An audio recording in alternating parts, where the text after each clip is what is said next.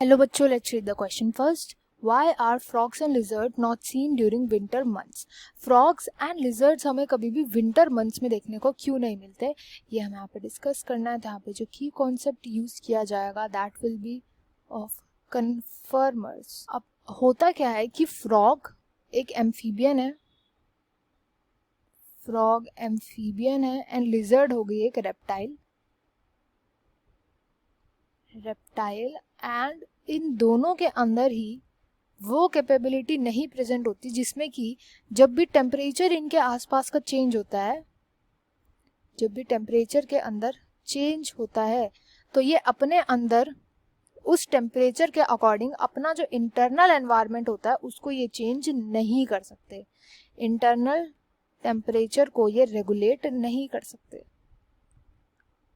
को रेगुलेट नहीं कर सकते.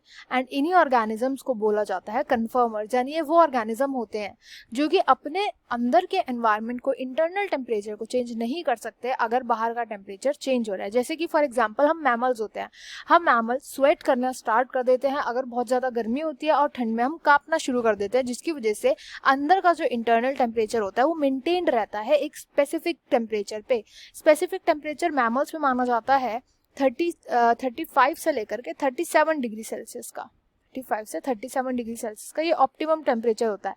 ऐसे हर ऑर्गेनिज्म के लिए एक ऑप्टिमम टेम्परेचर को मेंटेन करना बहुत इंपॉर्टेंट होता है. एंड ऐसा इसलिए होता है क्योंकि हर ऑर्गेनिज्म को वर्क कराना होता है उनके अंदर के एंजाइम्स को.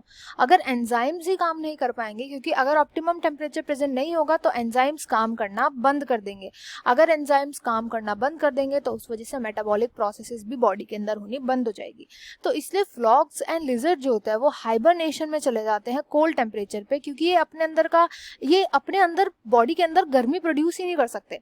तो जब गर्मी प्रोड्यूस नहीं कर सकते तो हाइबरनेशन यानी कि विंटर स्लीप में पहुंच जाते हैं. विंटर स्लीप के अंदर होता क्या है कि इनके जो बॉडी का मेटाबॉलिक रेट है वो बहुत ही डाउन हो जाता है. मतलब इनके अंदर जैसे रेस्पिरेशन हो गया, डाइजेशन होगा, ये सब बहुत बहुत वेरी वेरी स्लो होता है. बहुत ही स्लो प्रोसेसेस होता है, बहुत ही धीरे धीरे करके, जिसमें बहुत एंजाइम्स तो ऑलमोस्ट ऐसा लगता है बहुत ही धीरे धीरे यूज हो रहा है, बहुत कम यूज हो रहा है, बहुत लेस अमाउंट में यूज करे जाता है. ऑलमोस्ट ऐसा लगता है जैसे इनकी बॉडी के जितने भी प्रोसेसेस है ना वो सब रुक गए हैं, इतनी धीरे इनके अंदर मेटाबॉलिक रेट्स चलते हैं. एंड इस वजह से क्या होता है, ये अनफेवरेबल सीजन्स को सरवाइव कर पाते हैं, अनफेवरेबल कंडीशंस को ये सरवाइव कर पाते हैं. यही रीजन होता है. एंड ये रीजन होता है कि फ्रॉग्स एंड लिजर्ड्स हमें विंटर मंथ में नहीं दिखते. I hope you understood well. Best of luck and thank you.